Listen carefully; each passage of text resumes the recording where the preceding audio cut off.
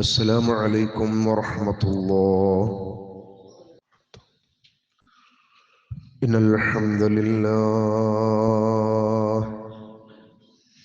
نحمده ونستعينه ونستغفره ونؤمن به ونتوكل عليه ونعوذ بالله من شرور أنفسنا ومن سيئات أعمالنا. من يهده الله فلا مضل له ومن يضلل فلا هادي له. أشهد أن لا إله إلا الله وحده لا شريك له، وأشهد أن محمدا عبده ورسوله أرسله بالهدى ودين الحق ليظهره على الدين كله ولو كره المشركون. اللهم صل على محمد وعلى آل محمد كما صليت على إبراهيم وعلى آل إبراهيم إنك حميد مجيد. اللهم بارك على محمد وعلى آل محمد كما باركت على إبراهيم وعلى آل إبراهيم إنك حميد مجيد. أما بعد فإن خير الحديث كتاب الله، وخير الهدي هدي محمد صلى الله عليه وسلم، وشر الأمور محدثاتها وكل محدثة بدعة وكل بدعة ضلالة وكل ضلالة في النار. أعوذ بالله من الشيطان الرجيم. يا أيها الذين آمنوا اتقوا الله حق تقاته ولا تموتن إلا وأنتم مسلمون. بسم الله الرحمن الرحيم. إنما المؤمنون الذين إذا ذكر الله وجلت قلوبهم وإذا تليت عليهم آياته زادتهم إيمانا وعلى ربهم يتوكلون. الذين يقيمون الصلاة ومما رزقناهم ينفقون أولئك هم المؤمنون حقا لهم درجات عند ربهم ومغفرة ورزق كريم. ഏറ്റവും ബഹുമാനമുള്ള സത്യവിശ്വാസികളെ, സത്യവിശ്വാസിനികളെ, അല്ലാഹുവിൻ്റെ നിയമനിർദ്ദേശങ്ങളെ ജീവിതത്തിൻ്റെ എല്ലാ മേഖലകളിലും ഏറ്റവും നല്ല സൂക്ഷ്മത നിലനിർത്തിക്കൊണ്ട് ജീവിക്കണമേ എന്ന് സ്വന്തത്തെ ഓർമ്മപ്പെടുത്തുന്നത് പോലെ നിങ്ങളെയും ഓർമ്മപ്പെടുത്തുകയാണ്, വസിയ്യത്ത് ചെയ്യുകയാണ്. ഈ ലോകത്ത് നമ്മൾ ജീവിച്ചു കൊണ്ടിരിക്കുമ്പോൾ അല്ലാഹുവിനെ പരിപൂർണമായി തൃപ്തിപ്പെട്ടുകൊണ്ട് ജീവിക്കുവാനും ഈ ലോകത്തുനിന്നു വിട പറയുന്ന അവസാനത്തെ നിമിഷം അല്ലാഹു നമ്മെ തൃപ്തിപ്പെട്ടുകൊണ്ട് വിട പറയുവാനുമുള്ള മഹാ തൗഫീഖിനായി സദാ പ്രാർത്ഥിക്കുക. അല്ലാഹു സുബ്ഹാനഹു തആല അവന്റെ ഇഷ്ടദാസന്മാരിൽ നമ്മയും ചേർക്കുമാറാവട്ടെ. സഹോദരങ്ങളെ, നമ്മൾ നോക്കി വരുന്ന ഇംഗ്ലീഷ് മാസ വർഷ പ്രകാരം 2024 എന്ന ഒരു വർഷം നമ്മളിൽ നിന്ന് കഴിഞ്ഞുപോയി. 2025 എന്ന ഒരു വർഷാരംഭത്തിലെ ഏതാനും ദിവസങ്ങൾ പിന്നിട്ടുകൊണ്ട് നമ്മൾ മുന്നോട്ട് പോയിക്കൊണ്ടിരിക്കുകയാണ്. 2024 ഡിസംബർ 31 ഈ ഭൂമിലോകത്ത് നിന്ന് തിരിച്ചു പോകണമെന്ന് അല്ലാഹു കണക്കാക്കിയവരൊക്കെ തിരിച്ചുപോയി. ആ ഡിസംബർ 31 ഈ ഭൂമി ലോകത്തേക്ക് വരണം എന്ന് അല്ലാഹു നിശ്ചയിച്ച ഒരുപാട് ആളുകൾ ഭൂമി ലോകത്തേക്ക് പ്രസവിക്കപ്പെട്ടു വന്നു. നമ്മൾ 2024 ഡിസംബർ 31 കഴിഞ്ഞു. പിന്നെയും 2025 ജനുവരി മാസത്തിലേക്ക് പ്രവേശിച്ചു. നമ്മുടെ ജീവിതവുമായി മുന്നോട്ട് പോയിക്കൊണ്ടിരിക്കുകയാണ്. ആലോചിച്ചു നോക്കൂ, ഈ കഴിഞ്ഞ വർഷത്തിന്റെ അവസാനത്തെ ദിവസം 2025 പ്രതീക്ഷിച്ചു കൊണ്ടിരുന്ന, ഒരുപാട് സ്വപ്നങ്ങൾ കണ്ടിരുന്ന എത്ര ആളുകളാണ് വിട പറഞ്ഞു പോയത്. എൻ്റെ മഹല്ലില്, എൻ്റെ വീടിൻ്റെ 4 വീട് അപ്പുറം 27 വയസ്സുള്ള എൻ്റെ പ്രിയപ്പെട്ട സുഹൃത്ത് ജാസിദ് എന്ന് പറയുന്ന സഹോദരൻ, അദ്ദേഹം വിദ്യാഭ്യാസമായിട്ട് നല്ല യോഗ്യതയുള്ള കുട്ടിയാണ്.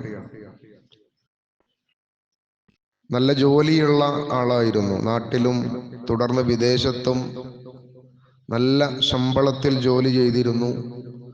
വിവാഹത്തിനു വേണ്ടി നാട്ടിലേക്ക് വന്നതാണ്. വിവാഹ അന്വേഷണങ്ങളൊക്കെ നടന്നു. തൃപ്തികരമായ ഒരു കുടുംബത്തിൽ നിന്ന് വിവാഹാലോചനയും ശരിപ്പെട്ടു. അതിനിടയിലാണ് പെട്ടെന്ന് ശരീരത്തിനൊരു രോഗം വന്നുവിടുന്നത്. വളരെ കുറഞ്ഞ സമയങ്ങൾ കൊണ്ട് തന്നെ ഈ ഡിസംബർ 31 ആ സഹോദരൻ മരിച്ചു. അതേ ദിവസം തന്നെ എൻ്റെ തൊട്ടടുത്ത മഹല്ലില് വിദേശത്ത് നിന്ന് ലീവിൽ വന്നൊരു സഹോദരൻ, നിങ്ങൾ കഴിഞ്ഞ ദിവസത്തെ പത്രത്തിൽ അത് വായിച്ചു കാണും. ലീവില് വിദേശത്ത് നിന്ന് വന്ന സഹോദരൻ വളരെ ചെറിയ പ്രായക്കാരനാണ്. മരം മുറിക്കുന്ന ജോലി അറിയുന്നത് കൊണ്ട് തന്നെ കൂട്ടുകാരോടൊപ്പം ആ ജോലിക്ക് പോയതാണ്. 2 മാസം കഴിഞ്ഞപ്പോൾ സ്വാഭാവികമായിട്ടും ചെറിയ ശമ്പളത്തിലൊക്കെ ജോലി ചെയ്യുന്ന ആളുകൾ 1-2 മാസം കഴിഞ്ഞാൽ കിട്ടുന്ന ജോലിയൊക്കെ ചെയ്യും. മാന്യമായി ജീവിക്കാൻ ആഗ്രഹിക്കുന്നവർ അങ്ങനെയാണ് ചെയ്യേണ്ടതും. ആ ജോലിക്ക് പോകുന്ന സമയത്ത് മരത്തിനു മുകളിൽ നിന്ന് മരം മുറിച്ചുകൊണ്ടിരിക്കുന്ന ആ വാൾ മരത്തിൽ നിന്ന് തെന്നി കഴുത്തിലേക്ക് വന്നു. കഴുത്ത് മുറിഞ്ഞാണ് മരിച്ചത്. ഇങ്ങനെയൊക്കെ ഒരുപാട് സംഭവങ്ങൾ നമ്മൾ കാഴ്ചക്കാരായി, നമ്മൾ ബാക്കിയായി അനുഭവിച്ച ആളുകൾ ഈ ഭൂമിയിൽ നിന്ന് വിട പറഞ്ഞു പോവുകയും ചെയ്തു. ഇതുപോലൊരു ദിവസം എന്തോ ഒരു കാരണങ്ങൾ പറഞ്ഞു നമ്മളും ഈ ലോകത്തോട് അവസാനം പറഞ്ഞ് തീർച്ചയായിട്ടും ബർസഖിയായ ലോകത്തേക്ക് പോകേണ്ടവരാണ്. അള്ളാഹു ഉദ്ദേശിക്കുന്ന സമയമാകുമ്പോൾ അള്ളാഹുവിന്റെ കോടതിയിൽ നമ്മളെ ഒരുമിച്ച് കൂട്ടുന്നതുമാണ്. ഒരു കാര്യം ഉറപ്പാണ്, ഒരു വർഷക്കാല ദൂരം നമ്മുടെ ഖബറിലേക്ക് നമ്മൾ അടുത്തു കഴിഞ്ഞു. 2024 ജനുവരി മാസം ഉണ്ടായപ്പോൾ ഒരു വർഷം നമ്മുടെ ഖബറിലേക്ക് നമുക്ക് ദൂരമുണ്ടായിരുന്നു എന്ന് നമ്മൾ അറിഞ്ഞില്ലെങ്കിലും ഇപ്പോൾ നമുക്കത് ബോധ്യമായി. കഴിഞ്ഞ ഒരു വർഷം നമ്മുടെ ഖബറിലേക്കുള്ള ദൂരം നമുക്കുണ്ടായിരുന്നു എന്ന്. എന്നാൽ ഈ ജനുവരി മുതൽ ഇനി എത്രയാണ് ആ ഖബറിലേക്ക് നമുക്ക് അടുക്കാനുള്ള ദിവസങ്ങൾ എന്നത് നമുക്കാർക്കും അറിയില്ല എന്നതൊരു യാഥാർത്ഥ്യമാണ്, സത്യമാണത്. അല്ലാഹു സുബ്ഹാനഹു തആല പരിശുദ്ധ ഖുർആനിൽ വളരെ കൃത്യമായിട്ട് നമ്മളെ ബോധ്യപ്പെടുത്തിക്കൊണ്ട് തന്നെ പറഞ്ഞു, ഇന്നല്ലാഹ ഇൻദഹു ഇൽമുസ്സാഅ, വയുനസ്സിലുൽ ഗൈസ വയഅലമു മാ ഫിൽ അർഹാം വമാ തദ്രി നഫ്സും മാദാ തക്സിബു ഗദാ വമാ തദ്രി നഫ്സും ബിഅയ്യി അർദിൻ തമൂത് ഇന്നല്ലാഹ അലീമുൻ ഖബീർ. ആ അന്ത്യസമയം സംബന്ധിച്ച അറിവ് അല്ലാഹുവിങ്കൽ മാത്രമാണ്. വളരെ ശ്രദ്ധേയമായിട്ടുള്ള ഈ ഒരു പ്രയോഗം പരിശുദ്ധ ഖുർആനിൽ മറ്റു ചില സന്ദർഭങ്ങളിലും അല്ലാഹു നമ്മെ ഓർമ്മപ്പെടുത്തുന്നുണ്ട്. അതിനെക്കുറിച്ചുള്ള അറിവ് അല്ലാഹുവിൽ മാത്രമാണ് എന്ന് അല്ലാഹു സുബ്ഹാനഹു തആല പരിശുദ്ധ ഖുർആനിലെ ആയത്തുകളിലൂടെ പറയുമ്പോൾ,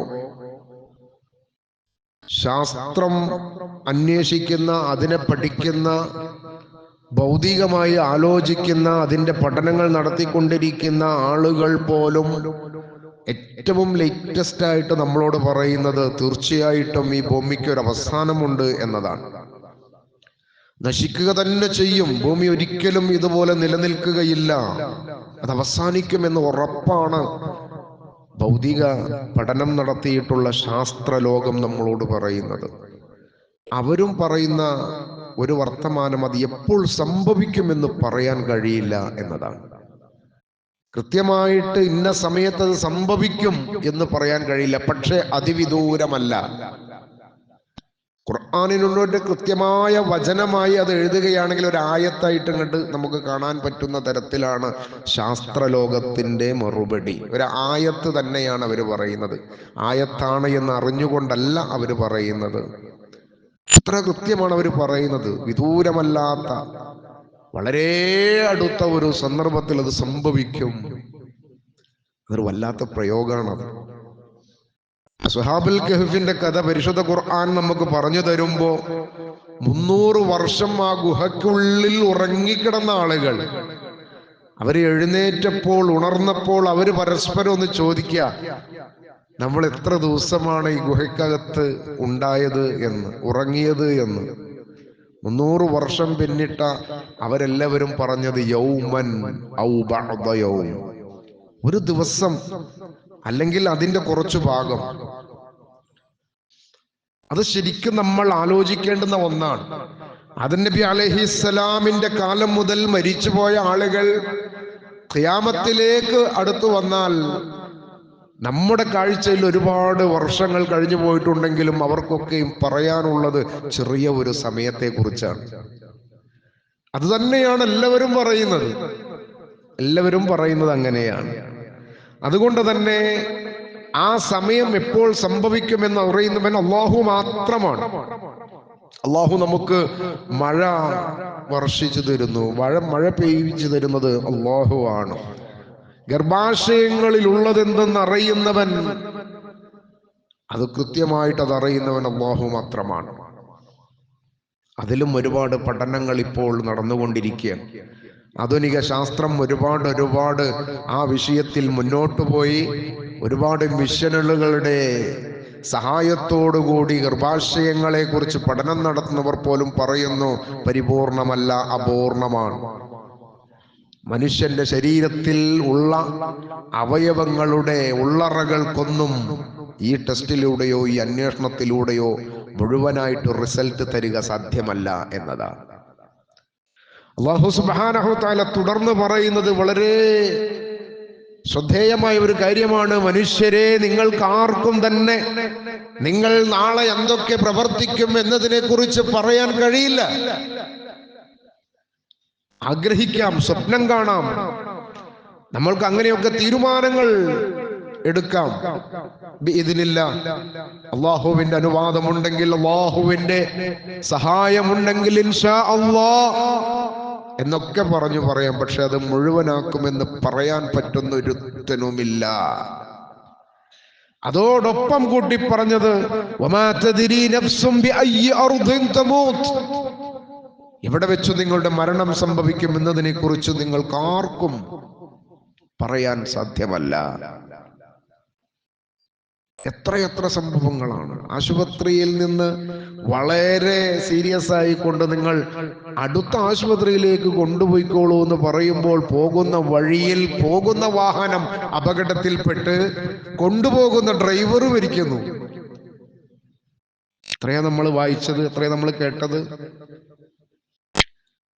കാര്യങ്ങളുടെ മുഴുവൻ വിധി നിർണയിക്കുന്നവൻ അല്ലാഹു മാത്രമാണ്. അതൊരു വല്ലാത്ത ഈമാനാണ്, വല്ലാത്ത ഒരു ഉറപ്പുള്ളൊരു വിശ്വാസമാണത്. അതിൽ ഒരു തരത്തിലുമുള്ള ആലോചനകളോ വസ്വാസുകളോ വന്നുകൂടാ.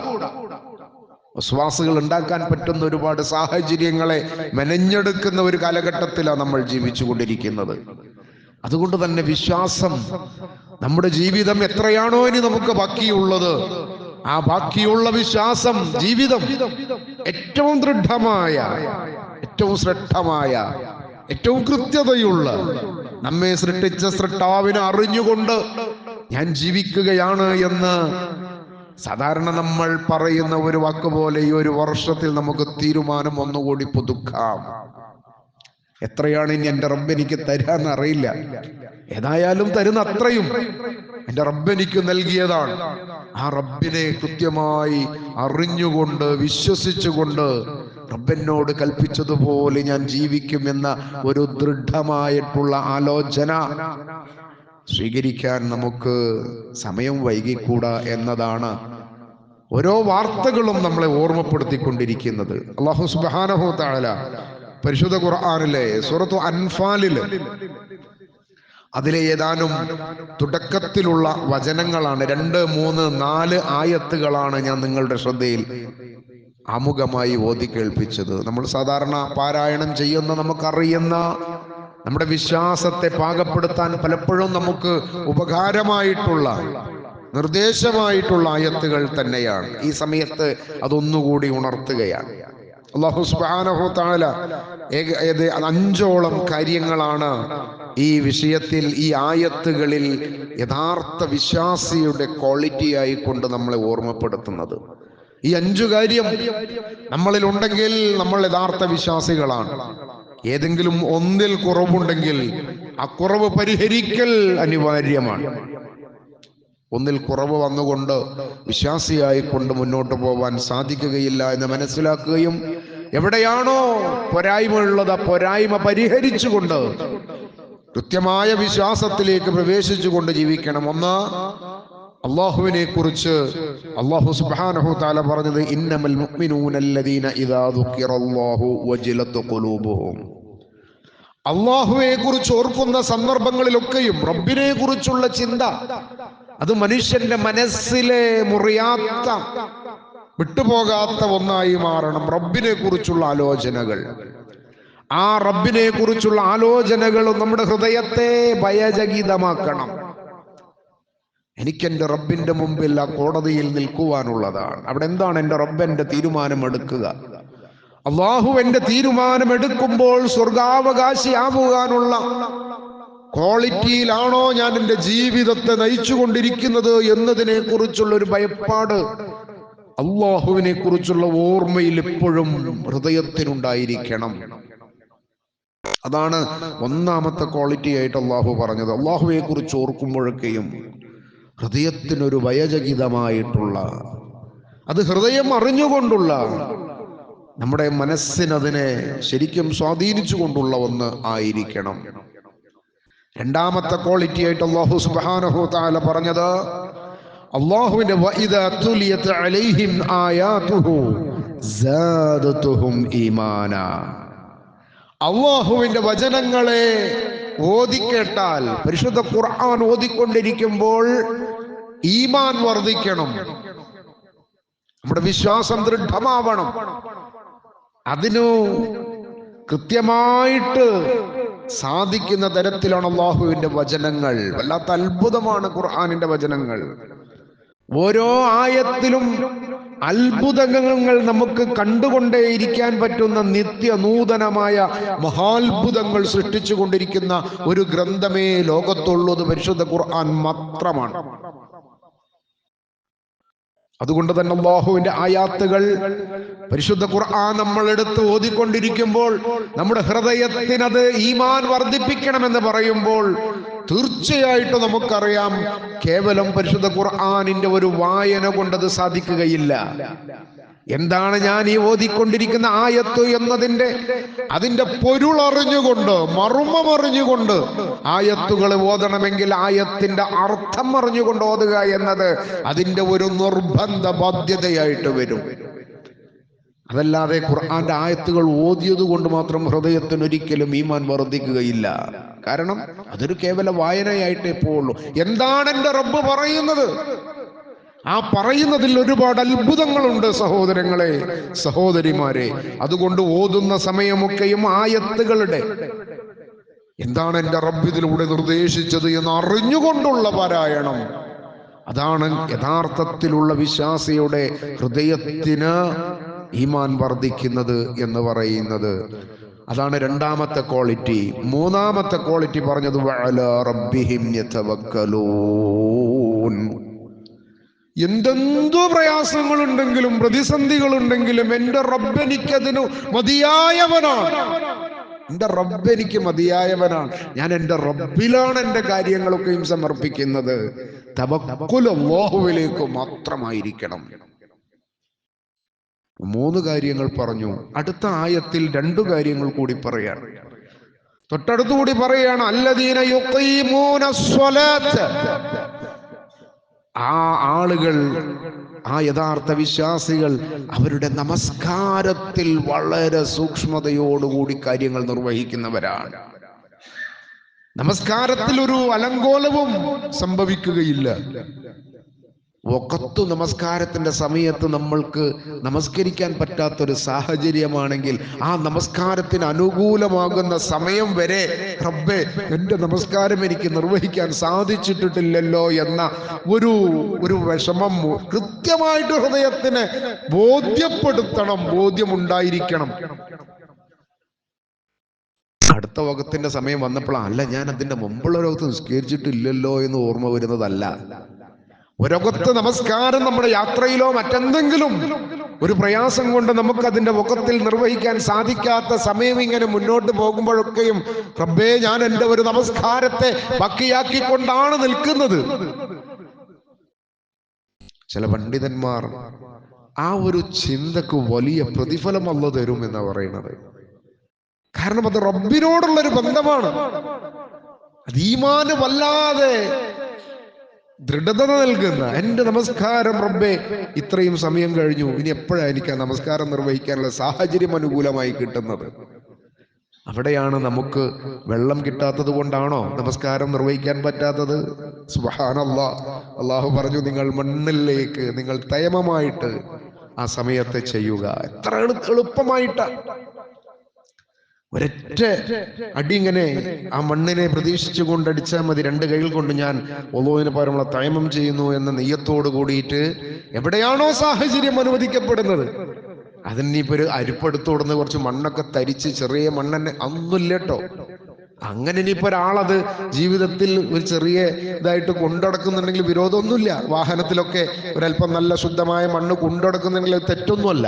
പക്ഷെ ആവശ്യമില്ല. ഭൂമിയുടെ പ്രതലം മുഴുവനും അല്ലാഹു നമുക്ക് വിശാലമാക്കി തന്നിരിക്കുക. അപ്പൊ എവിടെയാണോ അതിന് സാഹചര്യപ്പെടുന്നത് 2 കൈകൾ കൊണ്ട് അങ്ങനെ ഒന്നും അടിക്ക വേണ്ടുള്ളൂ. എന്നിട്ട് ആ കയ്യിൽ മണ്ണ് ഒട്ടിപ്പിടിച്ചിട്ടുണ്ടെങ്കിൽ തട്ടിയതാ ഒരു തട്ട് ഇങ്ങനെ തട്ടണം എന്ന് പറഞ്ഞു. എന്നിട്ട് മുഖത്തെ അതുപോലെ ഒന്നും കണ്ട് തടവിയെടുക്കുക. അതിനുശേഷം പിന്നീട് മണ്ണ് തട്ടേണ്ടതില്ല, മണ്ണെടുക്കേണ്ടതില്ല. ആ കൈ കൊണ്ട് തന്നെ ഇടത് കൈ കൊണ്ട് വലത് കൈയിന്റെ ഇത്രയും ഭാഗം തടവുക, ഈ കൈ കൊണ്ട് ഇടത് കൈയിന്റെ ഇത്രയും ഭാഗം തടവുക. അവന്റെ വുളൂഇന് പകരമുള്ളതായി തയമമായി ഇനി അവന് നമസ്കരിക്കാം. അവിടെ എവിടെയാണോ, വാഹനത്തിലാണോ, എവിടെയാണെങ്കിലും ആ നമസ്കാരം നിർവഹിക്കാം. അപ്പൊ നമസ്കാരത്തിൽ നിഷ്ഠയുള്ളവരായിരിക്കണം. ഞാനിപ്പോ ഇങ്ങനെ എവിടുന്ന ഇനിയിപ്പോ ഒന്നു കൊടുക്കാൻ സൗകര്യമില്ല, എങ്ങനെ ഇപ്പൊ ഖിബല എവിടെയെന്ന് അറിയില്ല, ഒരു മുസല്ലയില്ല, ഇതൊന്നും അവിടെ ഒരു വിശ്വാസിയെ സംബന്ധിച്ചിടത്തോളം ഇതൊന്നും ഒരു പ്രശ്നമായി തോന്നൂല. അതുകൊണ്ട് അവൻ നമസ്കാരത്തിൽ നിഷ്ഠയുള്ളവനായിരിക്കും. വല്ലദീന യഖീമൂന സ്വലാത്ത വമിമ്മാ റസഖ്നാഹും യുൻഫിഖൂൻ. അല്ലാഹു ഔദാര്യമായി നമുക്ക് നൽകിയതിൽ നിന്ന് മറ്റുള്ളവർക്ക് കൂടി നൽകുന്നവനായിരിക്കും അവർ. ഇവിടെ സമ്പത്തിനെ മാത്രം ഉദ്ദേശിച്ച് പറഞ്ഞിട്ടില്ല കേട്ടോ. എന്താണോ നമുക്ക് ഔദാര്യമായി അല്ലാഹുവിൽ നിന്ന് ലഭിച്ചിട്ടുള്ള റഹ്മത്തുകൾ, നിഅമത്തുകൾ എന്താണോ, നല്ല വിദ്യാഭ്യാസമുള്ള ആളുകൾക്ക് അവൻ പഠിച്ച വിദ്യാഭ്യാസം ഏറ്റവും കൃത്യമായ ആളുകൾക്ക് ഉപകാരപ്പെടുന്നതാണെങ്കിൽ അത് മറ്റുള്ളവനിലേക്ക് പകർന്നു കൊടുക്കുന്നതൊക്കെ ഇതിന്റെ പരിധിയിൽ വരും. നിങ്ങൾ കിട്ടിയ സമ്പത്ത് മാത്രം എന്ന് എവിടെയും പറഞ്ഞിട്ടില്ല. എന്താണോ നിങ്ങൾക്ക് കഴിയുന്നത്, അതെന്താണോ റബ്ബ് നിങ്ങൾക്ക് നൽകി അതിൽ നിന്ന് കൊടുത്തോളി, ചെലവഴിച്ചോളി. മറ്റുള്ളവർ കൂടി ഉപകാരപ്പെടട്ടെ.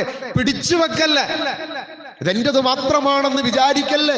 ഈ ഭൂമി ലോകം വിശാലമാക്കി തന്ന് ഒരുപാട് മനുഷ്യരെ നമുക്ക് കൂട്ടുകാരും മാതാവും പിതാവും മക്കളും അയൽവാസികളും കുടുംബക്കാരും ഒക്കെ ആക്കി അള്ളങ്ങനെ വിശാലമാക്കി തന്നത് നാം ഓരോരുത്തർക്കും കുടുസാക്കി പിടിച്ചു വെക്കാനല്ല, എല്ലാവർക്കും വിശാലമായി കൊണ്ട് കൈകാര്യങ്ങൾ നിർവഹിക്കപ്പെടാനാണ്. അതുകൊണ്ട് അള്ളാഹു നൽകിയതാണ്. അത് നിങ്ങളുടേതാണെന്ന് പിടിച്ചു പറയരുത്. സമ്പത്തുണ്ടോ, അത്യാവശ്യമൊക്കെ കൊടുത്തോളൂ നിങ്ങൾ മറ്റുള്ളവർക്ക്. അതില്ലാത്തവരിലേക്ക് എത്തട്ടെ, അതിന്റെ ആവശ്യങ്ങൾ നടക്കട്ടെ, നിർവഹിക്കപ്പെടട്ടെ. അങ്ങനെ വിശ്വസിക്കുന്ന ആളുകൾ, അങ്ങനെ പ്രവർത്തിക്കുന്നവരാണ് യഥാർത്ഥ വിശ്വാസികളെന്ന് നമ്മെ സൃഷ്ടിച്ച സൃഷ്ടാവ് നമ്മുടെ മുമ്പിൽ പറയുമ്പോൾ ഈ 5 കാര്യങ്ങളും വളരെ ശ്രദ്ധേയമാണ്. ഒന്ന്, അള്ളാഹുവിനെ കുറിച്ചുള്ള ചിന്ത നമ്മുടെ ഹൃദയത്തിന് ആ റബ്ബിനോടുള്ള അടുപ്പം വർദ്ധിപ്പിക്കണം. മറ്റൊന്ന്, അല്ലാഹു സുബ്ഹാനഹു തആല പറഞ്ഞത് ആ അള്ളാഹുവിന്റെ ആയത്തുകൾ, പരിശുദ്ധ ഖുർആന്റെ ആയത്തുകൾ അതിങ്ങനെ ഓതിക്കൊണ്ടിരിക്കുമ്പോൾ ഈമാൻ വർദ്ധിക്കണം. ഓരോ സംഭവങ്ങളും അത്ഭുതകരമാണ്, മഹാത്ഭുതമാണ്. അത് ഖുർആനിലേക്ക് പ്രവേശിച്ചു കഴിഞ്ഞാൽ അനുഭവിച്ചറിയുന്ന ഒരു പ്രത്യേകതയാണ്. മൂന്നാമതായി പറഞ്ഞത്, ഏതോ വിഷയത്തിലും അള്ളാഹുവിലേക്ക് നിങ്ങൾ തവക്കുൽ ചെയ്തുകൊണ്ടിരിക്കണം. നിങ്ങളുടെ പ്രതീക്ഷ മുഴുവനും റബ്ബിൽ നിന്ന്, എൻ്റെ കാര്യങ്ങൾ മുഴുവനും തീരുമാനിക്കുന്നവനായ റബ്ബുണ്ടാകുമ്പോൾ ഇനി എനിക്കതിൽ വേറെ ഒന്നും ചിന്തിക്കാനില്ല, എൻ്റെ റബ്ബ് മതി എനിക്ക് എന്ന തവക്കുൽ പരിപൂർണമായി അവനിലേക്കായിരിക്കണം. നമസ്കാരം നിഷ്ഠയോടുകൂടി നിർവഹിക്കണം. അല്ലാഹു നമുക്ക് നൽകിയതിൽ നിന്ന് മറ്റുള്ളവർക്ക് കൂടി കിട്ടുന്ന തരത്തിൽ അതിനെ ചെലവഴിച്ചു കൊണ്ടിരിക്കണം. അല്ലാഹു സുബ്ഹാനഹു തആല അടുത്ത ആയത്തിൽ പറയുന്നത്, ഉലൈക ഹുമുൽ മുഅ്മിനൂന ഹഖ്ഖ, അവരാണ് യഥാർത്ഥ വിശ്വാസികൾ. യഥാർത്ഥ വിശ്വാസികൾ അവരാണ്. ലഹും ദറജാതുൻ ഇൻദ റബ്ബിഹിം വമഗ്ഫിറതുൻ വറിസ്ഖുൻ കരീം, അവർക്ക് അല്ലാഹുവിന്റെ പക്കൽ അവർക്ക് ഉന്നതമായ സ്ഥാനമുണ്ട്. അവർക്ക് അല്ലാഹു പാപമോചനവും ഉദാരമായ ഉപജീവനവും നൽകിക്കൊണ്ടിരിക്കും. അല്ലാഹു സുബ്ഹാനഹു തആല ഈ തരത്തിൽ നമ്മൾ ബോധ്യപ്പെടുത്തുമ്പോൾ നമ്മുടെ ആയുസ് ഇങ്ങനെ ഓരോന്നായി നമ്മളിൽ നിന്ന് കൊഴിഞ്ഞുപോയി പുതിയ ഒരു ദിവസങ്ങളിലേക്കും മാസത്തിലേക്കും വർഷത്തിലേക്കും പ്രവേശിച്ച് ഇനി എത്രയാണ് ബാക്കിയുള്ളത് എന്ന് അറിയുവാനുള്ള ഒരു ടെക്നോളജിയും ബാക്കിയില്ല എന്നതുകൊണ്ട്, അത് എപ്പോഴും സംഭവിക്കാമെന്ന ഉറപ്പുള്ളത് കൊണ്ട്, ആ ഉറപ്പ് നമ്മുടെ ജീവിതത്തെ ഒന്നുകൂടി ചിന്തനീയമാക്കിക്കൊണ്ട് റബ്ബിനറിഞ്ഞുകൊണ്ട് നമ്മുടെ അവസാന നിമിഷം ആ റബ്ബ് നമ്മളെ തൃപ്തിപ്പെട്ടുകൊണ്ട് വിട പറയുന്ന സാഹചര്യത്തിലേക്ക് നമ്മുടെ ജീവിതത്തെ നയിക്കണമേ എന്ന ഈ സന്ദർഭത്തിൽ പ്രത്യേകം ഓർമ്മപ്പെടുത്തുന്നു. അള്ളാഹു നമ്മെ അനുഗ്രഹിക്കുമാറാവട്ടെ. അൽഹംദുലില്ലാഹ് الذي هدانا لهذا وما كنا لنهتدي لولا أن هدانا الله. اللهم صل على محمد وعلى آل محمد كما صليت على إبراهيم وعلى آل إبراهيم إنك حميد مجيد.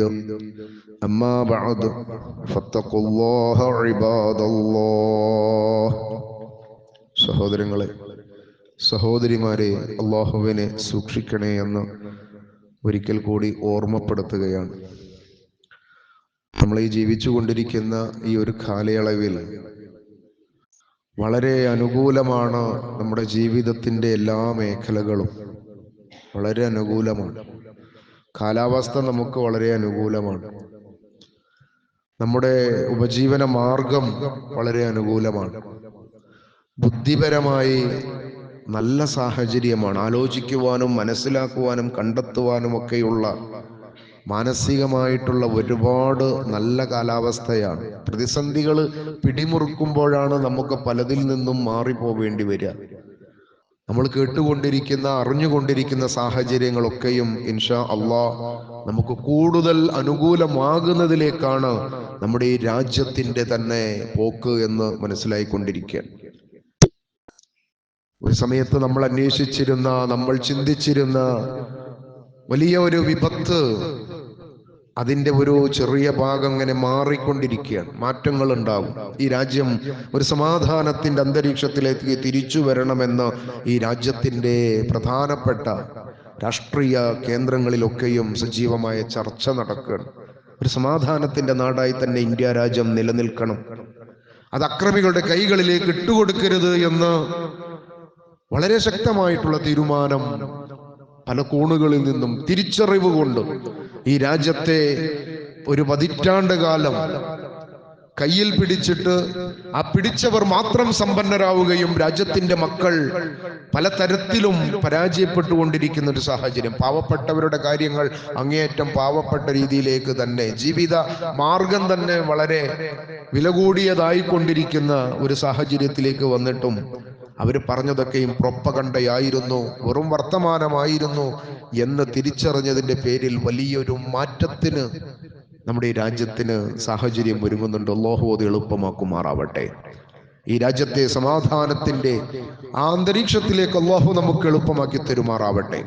ഈ രാജ്യത്തിന്റെ മുമ്പിൽ അല്ലാഹുവിന്റെ ദീനിനെ കൃത്യമായി അറിഞ്ഞിട്ടില്ലാത്ത ഒരുപാട് മനുഷ്യർ, അവരിലേക്ക് ഈ ദഅവത്ത് എത്തിക്കുവാനുള്ള സാഹചര്യം അല്ലാഹു നമുക്ക് അനുകൂലമാക്കി തരുമാറാവട്ടെ. ആ ദിവസങ്ങളിൽ റബ്ബിന്റെ മാർഗത്തിൽ സജീവമായി നമ്മുടെ ജീവിതത്തെ നയിക്കുവാൻ അല്ലാഹു നമുക്ക് ആഫിയത്ത് നൽകി അനുഗ്രഹിക്കുമാറാവട്ടെ. രോഗങ്ങൾ കൊണ്ട് പ്രയാസപ്പെടുന്ന ഒരുപാട് സഹോദരങ്ങൾ, സഹോദരിമാർ, പല പിതാക്കന്മാരും മക്കളുടെ കാര്യത്തിൽ, ഉമ്മയുടെ കാര്യത്തിൽ പ്രത്യേകമായിട്ട് ദുആ ചെയ്യണമെന്ന് ആവശ്യപ്പെട്ടിട്ടുള്ളവരുണ്ട്. അല്ലാഹുവിനറിയാം അവരുടെയൊക്കെ പ്രയാസങ്ങൾ. അല്ലാഹുവേ, അവർക്ക് നൽകുന്ന ചികിത്സ, അവരുടെ രോഗശമനത്തിന് നീ എളുപ്പമാക്കണേ റഹ്മാനെ. അല്ലാഹുവേ, ഞങ്ങളിൽ നിന്ന് മരണപ്പെട്ടു പോയ സഹോദരങ്ങളുണ്ട്, സഹോദരിമാരുണ്ട്. വിശ്വാസികളായിക്കൊണ്ട് ബർസഖിയായ ലോകത്തുള്ളവർ, അവരുടെ ബർസഖിയായ ലോകം സമാധാനത്തിൻ്റെതാക്കണമേ റഹ്മാനെ.